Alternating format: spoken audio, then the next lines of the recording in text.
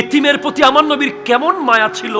এক ব্যক্তি এসে নবীজিকে বলছে, ইয়া রাসূলুল্লাহ, আমার বাচ্চা হারিয়ে গেছে, তার মা 3 দিন ধরে কাঁদছে, বাচ্চা কোথাও পাচ্ছি না, আপনি যদি একটু বলে দিতেন।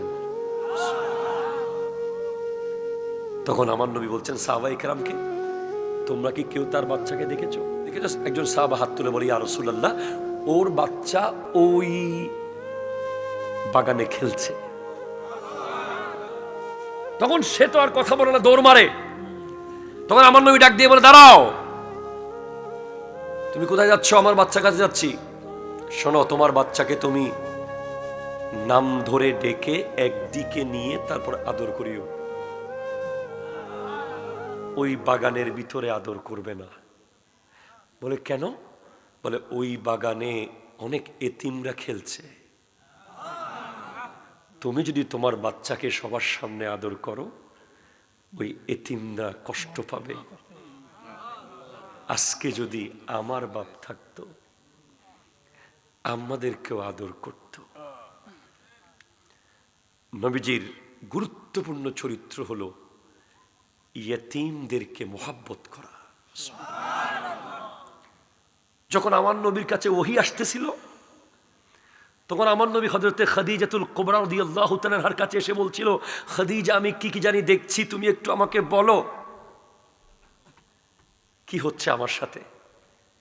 তখন তিনি বলছেন, ওয়াল্লাহি লা ইয়াহজিকাল্লাহু আবাদা ইন্নাকা লাতাসিলুর রাহমা ওয়া তাহমিলুল কাল্লা ওয়া তাকসিবুল মাদুমা ওয়া তাঈনু আলা নওয়াইবিল হক। নিশ্চয়ই আল্লাহ আপনাকে চিন্তিত করবে না। আপনি তো ওই ব্যক্তি যিনি আত্মীয়তার খবর নেন, আপনি তো ওই ব্যক্তি যিনি দুর্বলের পাশে দাঁড়িয়ে যান, আপনি তো ওই ব্যক্তি যিনি মানুষের কষ্টের বোঝা হালকা করে দেন, আপনি তো ওই ব্যক্তি বিধ্বস্ত এলাকাকে আবার হিলফুল ফুজুল বানিয়ে পূর্ণ উদ্ধার করে দেন। তাহলে প্রথম চরিত্র যেটা আপনি ধারণ করবেন, আজকে থেকে মানুষকে মানুষ হিসেবে দেখবেন। সেকেন্ড যেটা, এতিমকে মোহাব্বত করবেন। 3 নম্বর চরিত্র, প্রতিবেশীর পুকুর ঘাটে একটু গোসল করতে গেলে কয়, তোগো ঘাটে যা।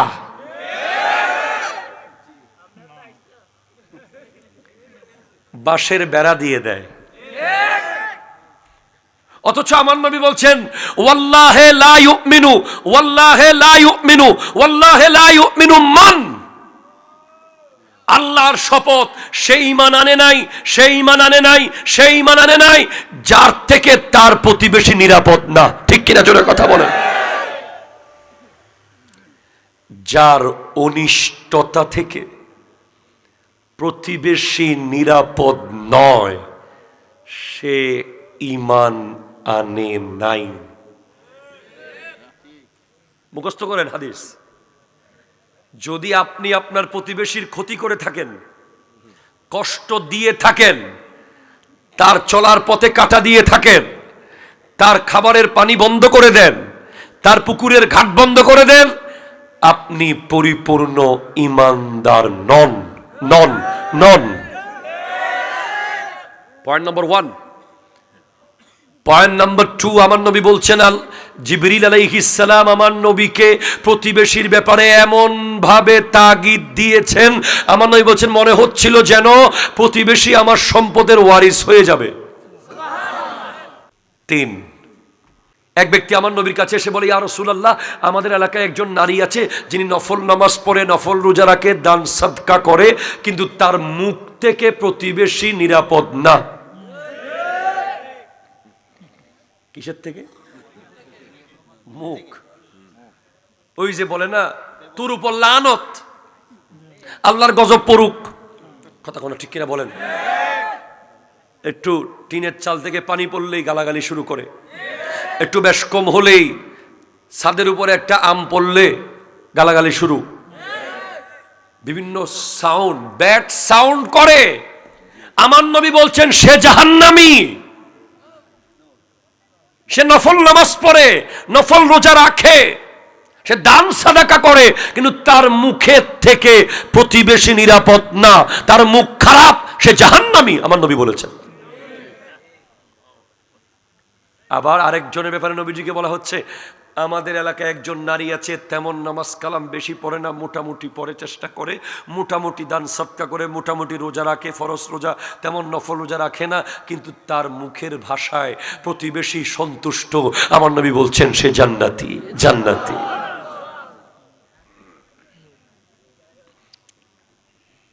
আপনি কি জানেন প্রতিবেশীর সেবা করলে মক্কা শরীফে গিয়ে হজ করার সওয়াব পাওয়া যায়?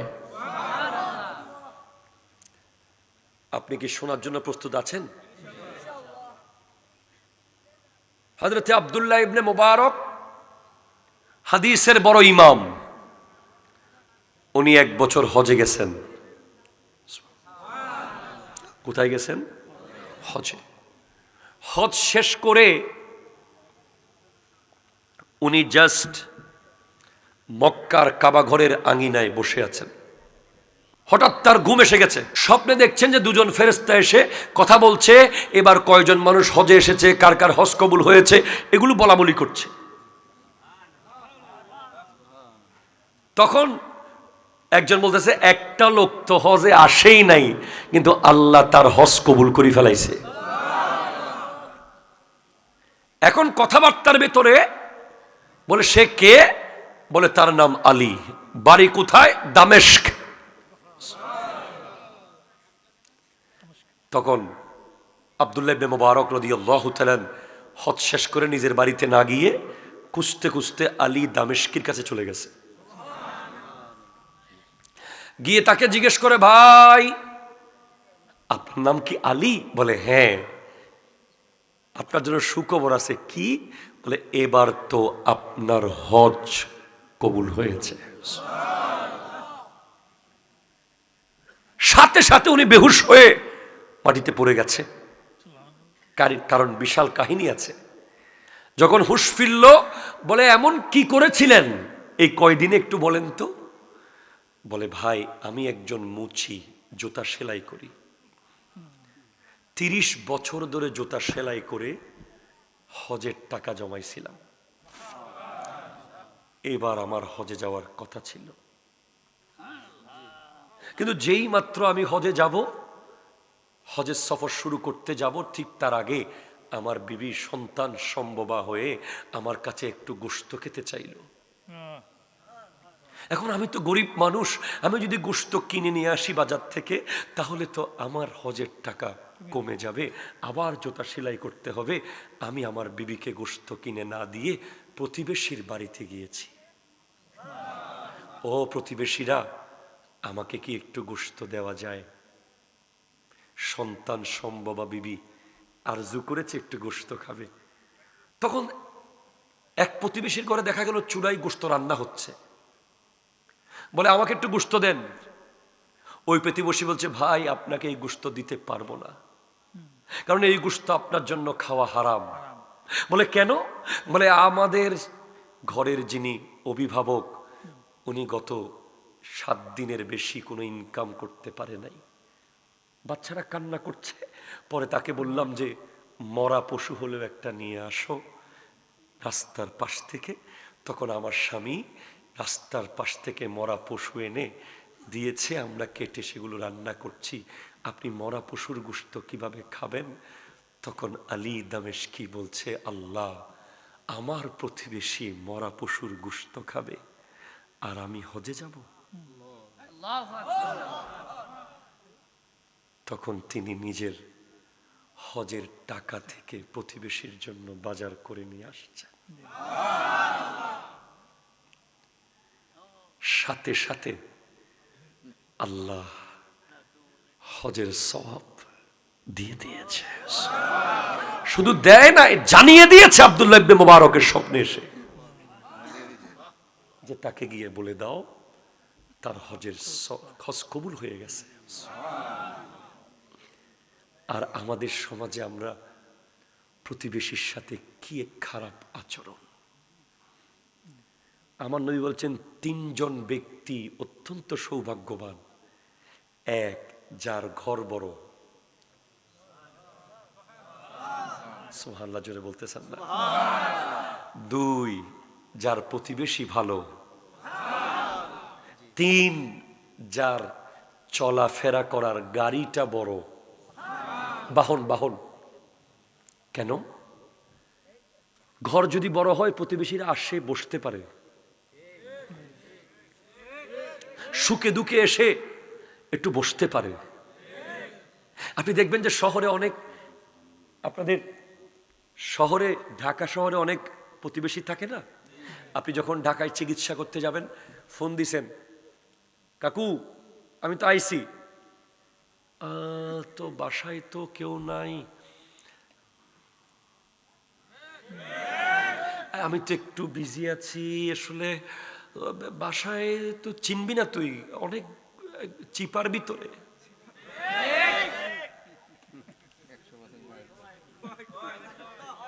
কি মিলে যাচ্ছে নাকি? না না, বাসায় তো কেউ নাই, ওরা তো, চাচি কোথায়, সে তো বাচ্চা নিয়ে স্কুলে গেছে। স্কুল কোথায়? স্কুল কলেজে চলে গেছে।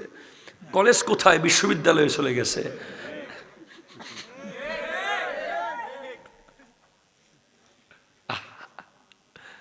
অথচ বোকারা জানে না এই প্রতিবেশীর সুপারিশেই কালকে আল্লাহ জান্নাত নিশ্চিত করবে। ঠিক কিনা? জোরে কথা বলেন। 40 ঘর তোমার ডানে বামে যদি তোমার বিরুদ্ধে সাক্ষী দেয়, তুমি যত বড় নামাজি হও, জান্নাতে যাওয়া অসম্ভব হয়ে যাবে। কথা কি বুঝতে পারলেন? প্রতিবেশী হিসেবে এক সওয়াব, আবার মেহমান হিসেবে আরেক সওয়াব। কথা কয় না?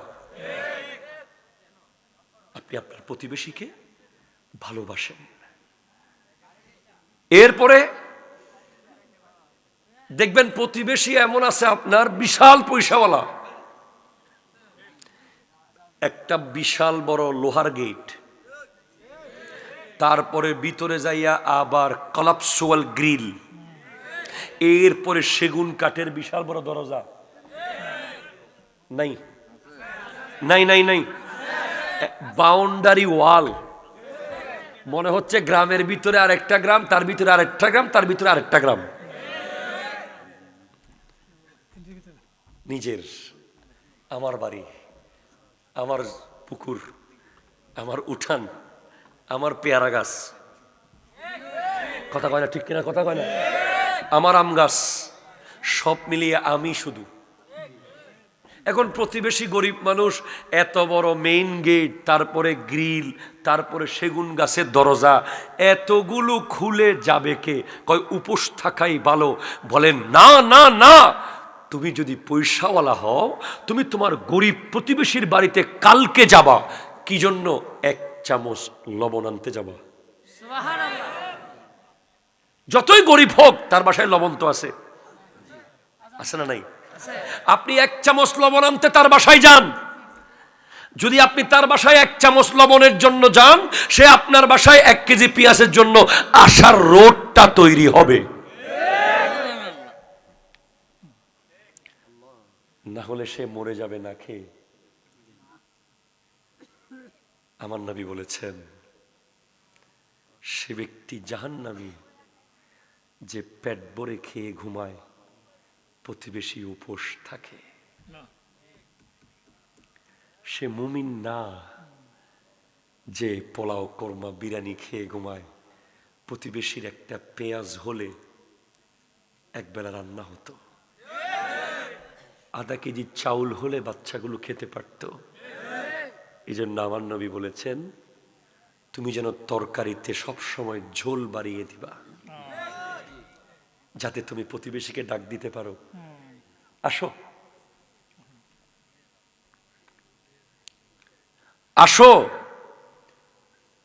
রান্না মজা হয়েছে। ঠিক কিনা? কথা জোরে বলেন না। তাহলে আজকের পর থেকে প্রতিবেশীর সাথে কোনো দ্বন্দ্ব থাকবে? থাকবে ভাই? আরো জোরে থাকবে? থাকবে না। কয়টা গেল?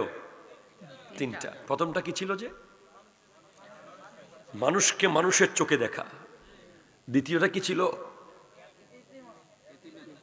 এতিমকে ভালোবাসা। 3 নম্বর, প্রতিবেশীর হক আদায় করা।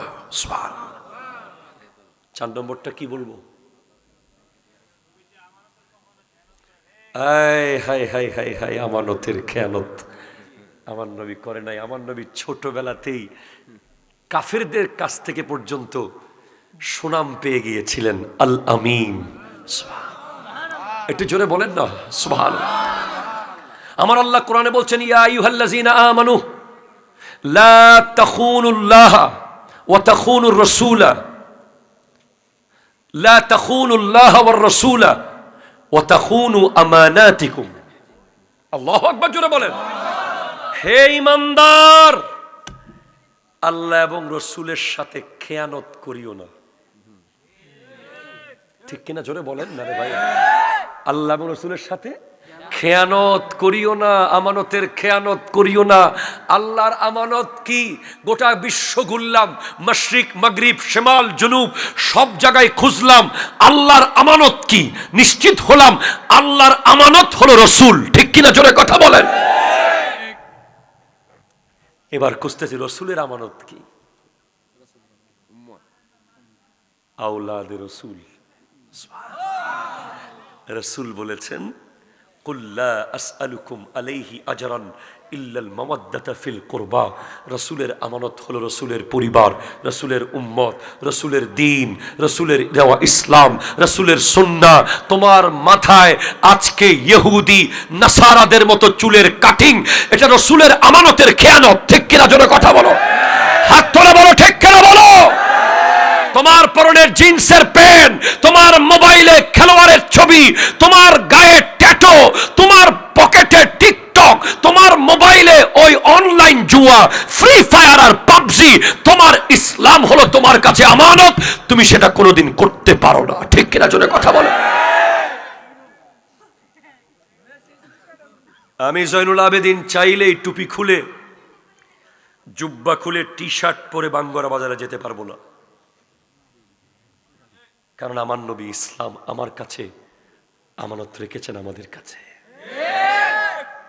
আমি ইসলাম ছেড়ে দিয়ে যা ইচ্ছা করতে পারি, ইসলামের ভেতরে থেকে আমি যেমন তেমন করতে পারি না। মনে রেখো, হোয়াটসঅ্যাপের মেসেঞ্জারের একটা শব্দ আমানত। তোমাকে কেউ কল করছে, তুমি রেকর্ড করতেছ, তুমি আমানতের খেয়ানত করেছো। তোমাকে কেউ বিশ্বাস করে একটা কথা বলেছে, তুমি বাজারে গিয়ে বলে দিয়েছো, তুমি আমানতের খেয়ানত করেছো। তোমাকে মেসেজের মধ্যে কেউ একটা লাইন লিখে দিয়েছে, তুমি সেটা আরেকজনকে ফরওয়ার্ড করে দিয়েছো, তুমি আমানতের খেয়ানত করেছো। তুমি কারো মেসেজ স্ক্রিনশট দিয়ে আরেকজনকে দিয়ে দিয়েছো, তুমি আমানতের খেয়ানত করেছো। তোমাকে কেউ বলেছে যে আমি অমুক জায়গায় আছি, কাউরে বলিস না।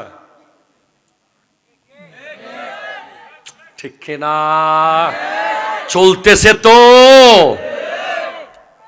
অমুক জায়গায় জীবন বাঁচিয়ে আছি, কাউরে বলিস না দোস্ত। তুমি 10 লাখ টাকার বিনিময়ে বলে দিয়েছ,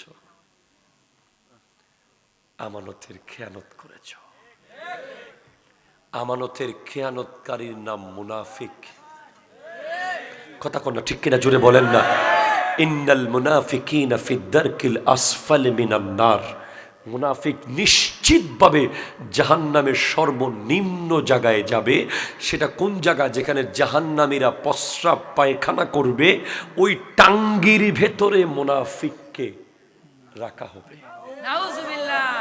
আমার নবীর কাছে কাফেররা পর্যন্ত আমানত রেখে যেত। যখন আমার নবী হিজরতে যাবেন, হযরতে মৌলা আলীকে বলেন, আলী আমার বিছানায় ঘুমিয়ে যাও, আমার বিছানায় ঘুমিয়ে যাও। কি করব ইয়া রাসূলুল্লাহ? কালকে সকালে এগুলো অমুকের বাড়িতে, এগুলো অমুকের বাড়িতে, এগুলো অমুকের বাড়িতে দিয়ে আসবে। কাফেররা 40 জন নবীজিকে ঘিরে রেখেছে। নবীজি একটু বালু মেরে দিয়েছে অদৃশ্য জায়গায়, সবার চোখে চোখে আল্লাহ পৌঁছিয়ে দিয়েছে। কাফেররা দেখে নাই নবীজি বের হয়ে চলে গেছে। সকালবেলা যখন কাফেররা ঘরে ঢুকেছে, দেখে নবীর বিছানায় আলী শুয়ে আছে। আলী, তোমার এত সাহস, তুমি এই বিছানায় শুয়েছো? তুমি তো বুঝতে পারো না এই বিছানায় যিনি ঘুমাচ্ছেন তাকে তো আমরা কতল করতে পারি, জবে করে দিতে পারি। মাওলা আলী বলেন, না, আমার মৃত্যু একদিন না একদিন হবে, কিন্তু আজকে আজরাইলও আমার জান কবজ করবে না। আমি জানতাম, কারণ নবী বলেছে আগামীকাল সকালে উঠবে।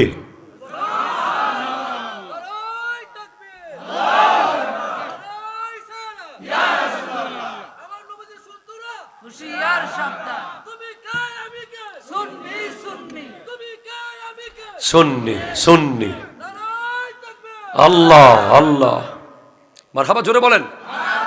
হযরতে মাওলা আলী আমানতগুলো শুধু আমানত দিয়ে আসার জন্য মাওলা আলীকে রেখে গেছেন আমার নবী।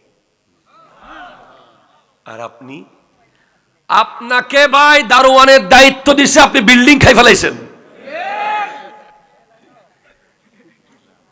আপনাকে গাড়ির ড্রাইভার বানাইছে, আপনি সাক্কা বিক্রি করে খাই ফেলাইছেন।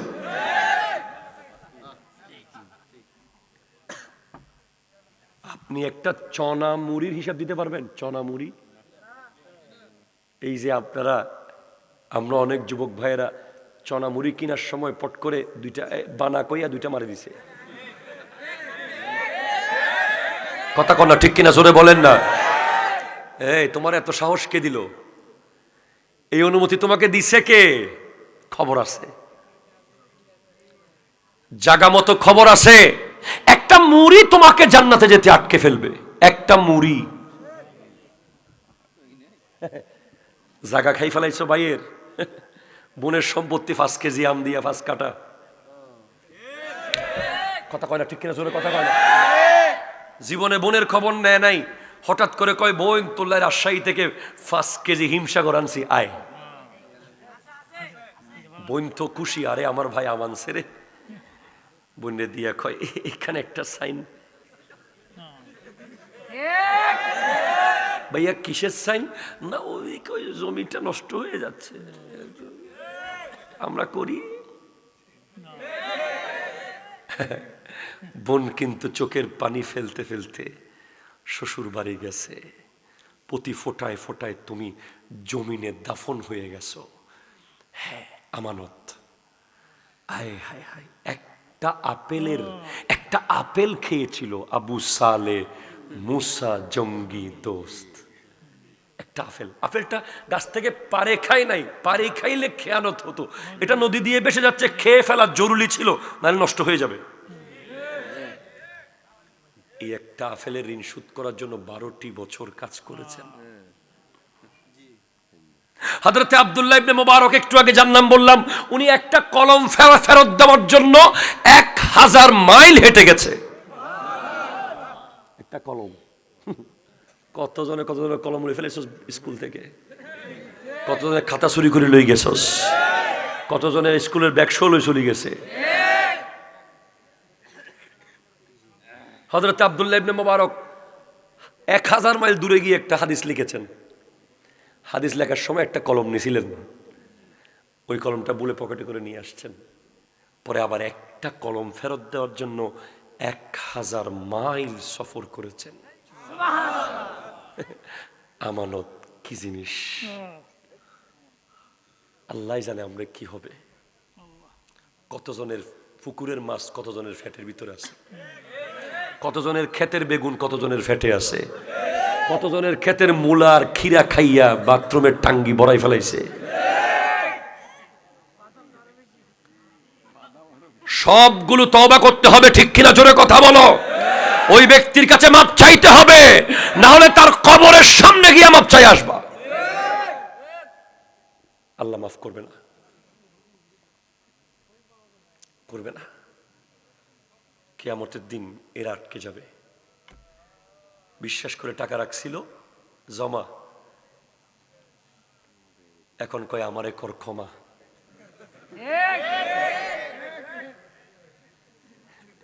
এক আনার জন্য 700 রাকাত করে, সরি 1 আনা না, 1 পয়সার জন্য, 1 পয়সার জন্য 700 রাকাত নামাজ দিতে হবে কিয়ামতের দিন। একটু মাথায় নিয়ে যান কথাগুলো, আমি গভীর রাত হচ্ছে তাই একটু এনজয় করে বলছি। 1 পয়সার জন্য 700 রাকাত করে কিয়ামতের দিন নামাজ দিয়ে ফেলতে হবে। আমি এই জন্য টেনশন মুক্ত। আমার টাকা যদি কেউ খাই ফেলায় আমি খুশি। আমার গাড়ি যদি কেউ, আমার বাড়ি, আমার গাড়ি, আমার জিনিস, আমার কিছু যদি কেউ নিয়ে যায়, আমি কই কাম হইছে, লোমু। ঠিক কিনা জোরে কর না। আজকে তোমরা এখানে যাদের আমানত কেউ খেয়ে ফেলেছে, যাদের টাকা কেউ মেরে দিয়েছে, যাদের জমি কেউ খাইয়া ফেলাইছে, যাদের ক্ষেত যারা খেয়ে ফেলেছে, আজকে এখান থেকে ঈদের খুশি নিয়ে যাবেন। কারণ ইসলাম ওই ধর্ম যেই ধর্মে বান্দা কোনোদিন ঠকে না, ঠকাঠকির কাম নাই। কথা কর না, ঠিক কিনা জোরে কর না। আমার নবী যেটার ব্যাপারে বলেছেন যে যার 70 স্তরের গুনাহ আছে, সুদ কয় স্তরের গুনাহ? 70। তার মধ্যে আইসারুহা আইয়ান কিহা উম্মা, নিজের মাকে বিয়ে করা।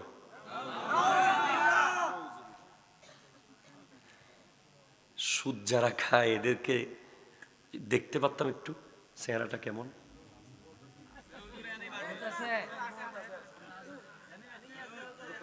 থাক, ওরা যদি সুদ না ছাড়ে, শোনেন, ওরা যদি আজকের মাহফিলের পর থেকে সুদ না ছাড়ে, আপনি কিয়ামতের দিন তাদেরকে দেখতে পাবেন কিরকম জানেন? মাথা থাকবে নিচের দিকে, পা থাকবে উপরের দিকে। এ তো কিয়ামত কালকে হয়ে যাবে, পরশু, এই 2-1 দিন পরে হচ্ছে, কিয়ামত এসে গেছে। আমার আল্লাহ বলছেন, ইয়া আইয়ুহাল্লাযীনা আমানু ইত্তাকুল্লাহা ওয়া যারু মা বাকিয়া মিনার রিবা ইন কুনতুম মুমিনিন। হে ঈমানদার, আল্লাহকে ভয় করো এবং সুদের টাকা এখন মাফ করে দাও, এই মুহূর্তে মাফ করে দাও, যদি তুমি মুমিন থাকতে চাও। যদি তুমি মুমিন থাকতে চাও, যদি তুমি মুমিন হও। কথাগুলো খেয়াল করেন। তাহলে মুমিন না হলে হয়তো রাত অথবা দিন, বলেন না, হয়তো রাত অথবা, হয়তো সাদা অথবা কালো, হয়তো মুমিন অথবা মুনাফেক। ঠিক কিনা জোরে কথা বলেন না। সুদখোর তো মুনাফেক। তার আবার নামাজও কি, তার আবার উমরাও কি, হজও কি, আবার মসজিদ কমিটির সভাপতিও কি।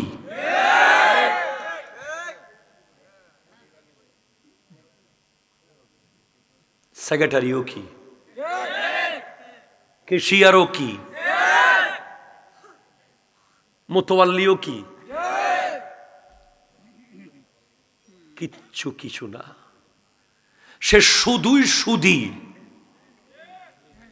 তার মুখ দিয়ে দুর্গন্ধ বের হবে। সে মরার পর পুরো পৃথিবী দুর্গন্ধ হয়ে যাবে। তার দুর্গন্ধে ফেরেশতারা লানত করতে থাকবে। তার রূহ আসমানে যাবে না, আসমানের গেট বন্ধ থাকবে। আর যে উপোস ছিল, সুদ খায় নাই, উপোস ছিল, ঘুষ খায় নাই, উপোস ছিল, 2 নাম্বারই করে নাই, উপোস ছিল, ওজনে কম দেয় নাই, উপোস ছিল, মিথ্যা করে ব্যবসা করে নাই, সে মরার সাথে সাথে পৃথিবী মেশক আম্বরের খুশবু হয়ে যাবে। সুদখোরকে বলিয়েন। জাইনুল আবেদিন হুজুর বলে গেছে, আপনি কি আমার নবীকে চেহারা দেখাতে পারবেন?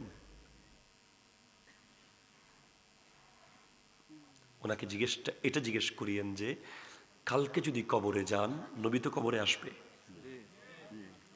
একজন সুদখোর কি আমার নবীর সামনে মুখটা তুলতে পারবে? যেখানে আমার নবী বলেছেন যে সুদ খাওয়া মানে মায়ের সাথে ব্যভিচার করা। ওই ব্যক্তি কি আশা করতে পারে যে নবী তার দিকে তাকিয়ে মুস্কি হাসবে? ওই ব্যক্তি কি আশা করতে পারে ইন্তেকালের সময় তার মুখ দিয়ে কালিমা আসবে? ওই ব্যক্তি কি আশা করতে পারে কবর তার জান্নাত হবে? না, পারে না। আল্লাহ বুঝার তৌফিক দান করুন। আর বেশি কিছু বলার দরকার নাই। সুদখোরের মুখ দিয়ে দুর্গন্ধ, পচা গন্ধ। কাল জাহান্নামে তাকে মানুষের পুঁজ খাওয়ানো হবে,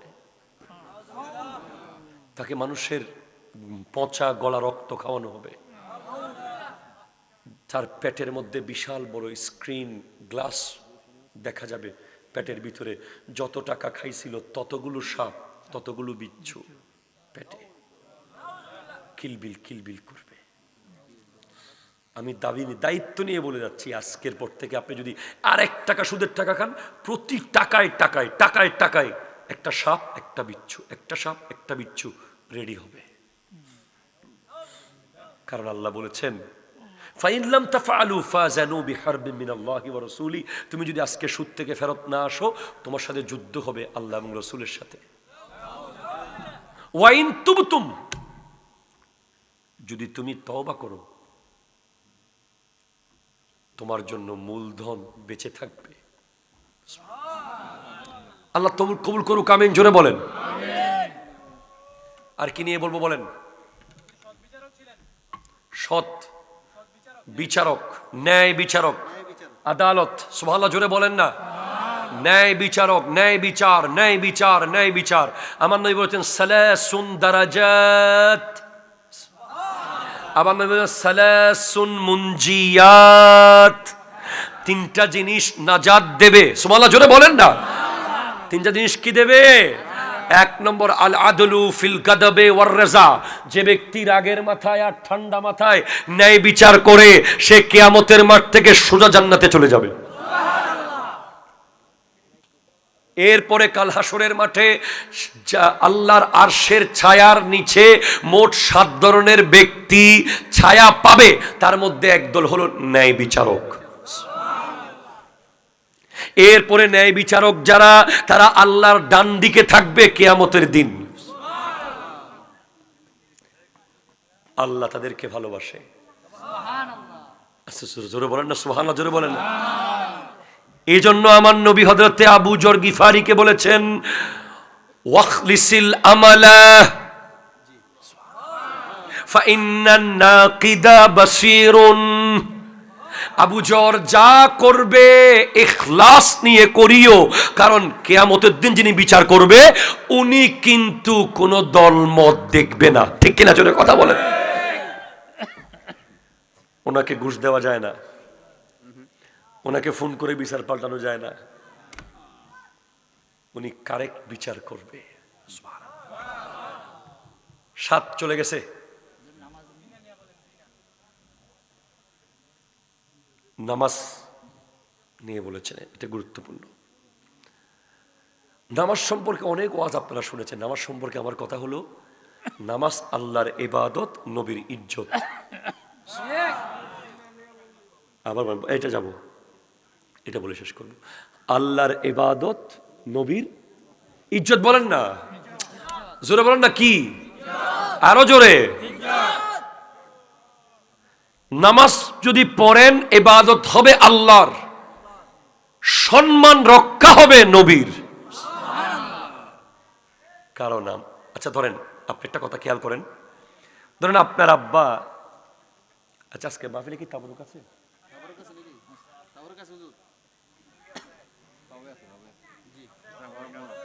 এখানে আছে, হবে নাকি?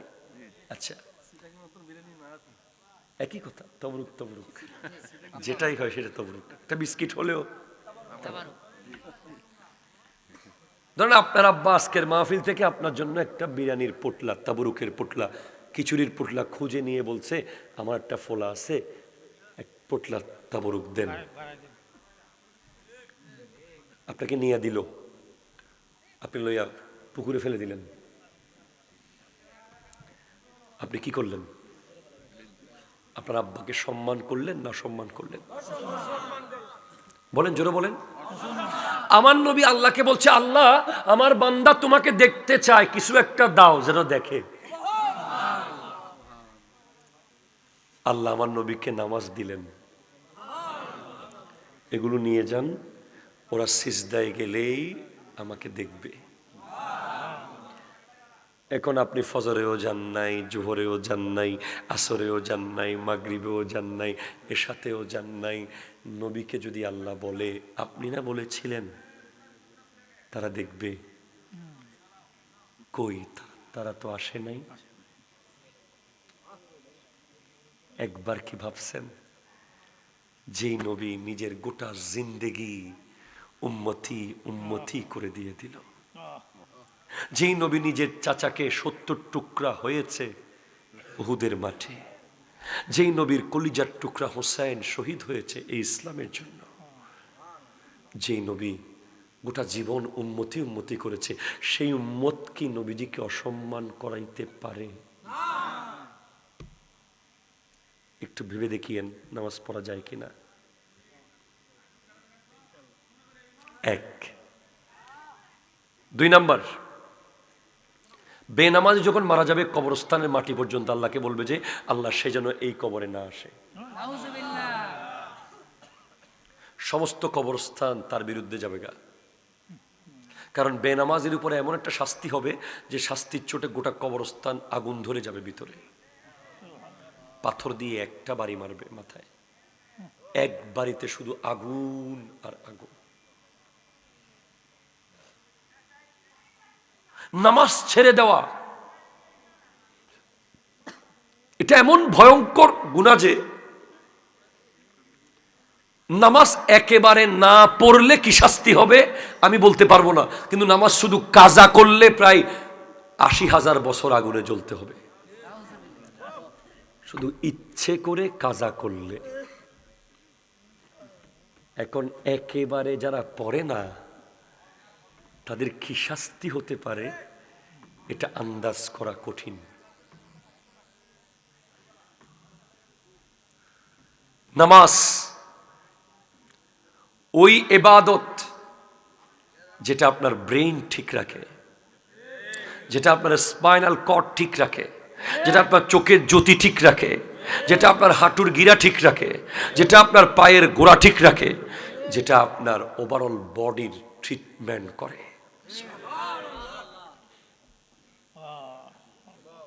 বেনামাজি আর নামাজির পার্থক্য হলো একজন মুসলমান আর একজন অমুসলিমের মতো। আল ফারকু বাইনাল আবদি ওয়াল কুফরি আস-সালাত। কুফর এবং বান্দার মধ্যে পার্থক্য হলো নামাজ।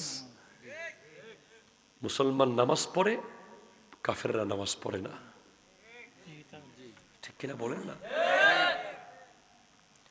নামাজ না পড়ে কেউ যদি বলে আমি আশেকে রসুল, সে মিথ্যা বলতেছে। নামাজ না পড়ে কেউ যদি বলে আমি বড় ওলি আল্লাহর ভক্ত, সে ভণ্ড। নামাজ না পড়ে যেই ওলি মুরিদকে জান্নাত দেখাতে আসে সেই ওলিও ভণ্ড, তার মুরিদও ভণ্ড।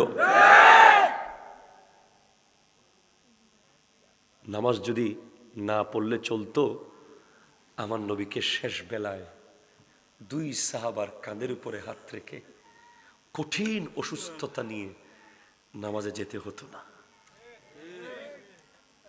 নামাজ এমন ইবাদত, আমার নবী বলেছেন হুব্বিবা ইলাইয়া মিন দুনিয়াকুম সালাস, এই দুনিয়াতে আমার 3টা প্রিয় জিনিস আল্লাহ করে দিয়েছে।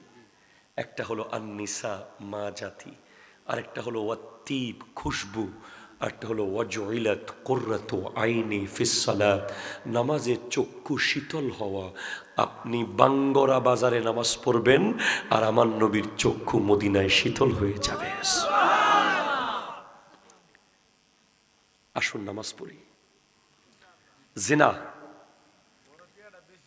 পরকিয়া, চোখের জিনা, প্লিজ হাসবেন না, প্লিজ হাসবেন না। পরকিয়া বেশি যে উনি বলল, এটা মানে আপনাদের সমাজে যে কোনো সময় আকাশ থেকে বিমান ভেঙে পড়ে যেতে পারে, যে কোনো সময় ভূমিকম্পে ধসে যেতে পারে। এটা এমন ভয়ঙ্কর গুনাহ পরকিয়া যেটা আগুন ধরিয়ে দেয় ঘরে। কি মনে করেছেন? যারা পরকিয়া করে, যেই নারী পরকিয়ার সাথে সম্পৃক্ত, ওই নারীর স্তনের মধ্যে, বুকের মধ্যে লোহার আংটা দিয়ে কিয়ামতের দিন জাহান্নামে লটকিয়ে রাখা হবে। গিয়ে বলে দিয়েন আমার নবী মেরাজে বেশ কয়েক প্রকার নারীকে জাহান্নামে দেখেছেন। তাদের মধ্যে এক দল যাদের স্তনের মধ্যে লোহার আংটা দিয়ে ঝুলিয়ে রাখা হয়েছে, যারা স্বামীর জায়গায় অন্য কাউকে দিয়েছে, ব্যভিচারী। আর ব্যভিচারী শাস্তি হলো জাহান্নামে একটা বড় ড্যাগ আছে, ড্যাগ আগুনের। ওই ব্যভিচারীরা, ওই পরকীয়াকারীরা, বিবাহ বহির্ভূত সম্পর্ক যারা মোবাইলে, ফেসবুকে, ইন্টারনেটে, স্কুলে, কলেজে, পার্কে গার্লফ্রেন্ড বানিয়েছে, ওরা যদি মারা যায় ওরা বেঈমান হয়ে মারা যাবে। আর ওদের গায়ে তো ঈমানের জামাই নাই। মান জানা, এ ভাই, মান জানা ওয়া শারিবাল খামরা নাযা আল্লাহুল ঈমানা কামা তাখলাউল খামিসা মিন রাসিহি। যে ব্যক্তি জিনা করে আর মদ পান করে তার থেকে ঈমানের জামা খুলে ফেলা হয়। ঈমানের জামা খুলে দূরে নিয়ে রেখে দেওয়া হয়, কারণ তখন ঈমান সেখানে থাকতে পারে না। ঈমান তো নূর, জিনা তো অন্ধকার। ঠিক কিনা? জোরে কথা বলে। তুমি মনে করতেছো যে খুব ইজি, সারা রাত মোবাইলে কথা বলতেছো, সারাদিন তাকে ট্যাক্স করছো, সে তোমাকে ট্যাক্স করছে, তুমি একটা শয়তানের কারখানার ভিতরে আছো। তোমাকে শয়তান বেঁধে ফেলেছে ওই নারীকে দিয়ে। তোমার নামাজ বলতে কিচ্ছু নাই, তোমার কোনো ইবাদত নাই, তোমার কোনো আদব নাই, তোমার ইসলাম নাই, তুমি একটা শয়তানের ফ্যাক্টরি। তুমি যে কোনো মুহূর্তে জাহান্নামে চলে যাবে। ঠিক কিনা? জোরে কথা বলে। তুমি ফেরত আসো। 10,000 নারী তোমার কবরের পারে যাবে না। 10 কোটি নারীর সাথে সম্পর্ক করলেও কবরে, তোমার কবরে তুমি একাই যাবে। বিয়ের আগে যে বেগানার সাথে সম্পর্ক করে সে বউ পাবে সেরকম সম্পর্ক করাওয়ালা। আত-তাইয়্যিবাতু লিত-তাইয়্যিবিন ওয়াল খাবিসাতু লিল খাবিসিন। যে পুত পবিত্র তার স্ত্রী হবে পুত পবিত্র। আর যদি কোনো মতে ওই গার্লফ্রেন্ডের বিয়া যদি করছো, জীবন শেষ। আমি কই দিলাম, ক্লিয়ার কাট কথা। সে তোমারে ফুটবল বানিয়ে ফেলবে, ফুটবল। প্রতিদিন সকালে এক লাথি, রাতে আর এক লাথি। কারণ তার কাছে তোমার কোনো ইজ্জত সম্মান নাই, শেষ সব। সে তোমারে আগাগোড়া চিনে ভালো মতো, তুমি কখন কাঁদো, কখন হাসো, কখন নাচো, কখন গাও। সে তোমারে দেখলে কথা কম ক। ওখানে তোমার বাপ মার দোয়া নাই। ভবিষ্যৎ প্রজন্মকে মানুষ বলবে তোর বাপে তো করে ফেলাইছিল। আর যে সমাজ পরিবারকে রাজি করে সুন্দরভাবে নেককার হালাল একজন বিবি, যাকে কোনোদিন দেখে নাই, বিয়ের আগে 2-1 বার শুধু বিয়ের কারণে দেখেছে, এটা কি সুন্দর। এতে রহমত রয়েছে, মুহাব্বত রয়েছে, এটার মধ্যে রয়েছে আদব, শ্রদ্ধাবোধ, মায়া, মমতা। অনেকে আমার কথা এখন বুঝবে না, দিন আবি বাকি হ্যায়। হয়তো মনে করতেছেন বিয়ে 2-4 দিন হয়েছে, আরে না হুজুর মজার মধ্যে আছি। আরে না, যাক না 2-4টা বছর। আল্লাহ বুঝার তৌফিক দান করুক, আমিন। জোরে বলেন। বলে যাই, আপনাদের আইডল 3 জন নারী হতে পারে। একজন হযরতে আয়েশা সিদ্দিকা রাদিয়াল্লাহু তাআলা আনহা, আরেকজন হযরতে ফাতেমাতুজ জাহরা রাদিয়াল্লাহু তাআলা আনহা, আরেকজন আব্দুল কাদের জিলানী রাহমাতুল্লাহ আলাইহি আম্মা উম্মুল খায়ের আমাতুল জব্বার ফাতেমা। সুবহানাল্লাহ, জোরে বলেন।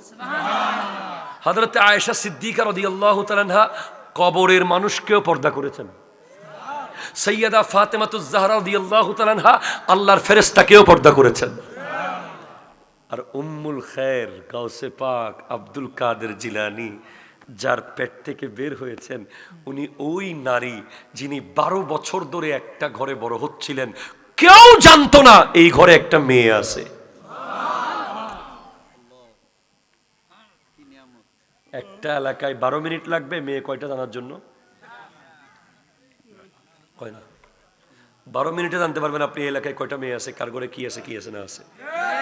আর গাউসে পাকের আম্মা 12 বছর ওই ঘরে আবু সালে মুসা জঙ্গি দোস্ত কাজ করেছেন, বুঝতে পারেন নাই এই ঘরের ভিতরে একটা মেয়ে আছে। কি কঠিন পর্দা করতে পারলে একটা নিঃশ্বাস পর্যন্ত মানুষ বুঝতে পারে নাই। ওই পেট থেকেই বের হয়েছে বিশ্বের শ্রেষ্ঠ ওলি আব্দুল কাদের জিলানী রহমতুল্লাহ আলাইহি। ওনারটা সংগঠন আছে আব্দুল কাদের জিলানী রহমতুল্লাহ আলাইহি, যেটা হচ্ছে গাউসিয়া কমিটি বাংলাদেশ।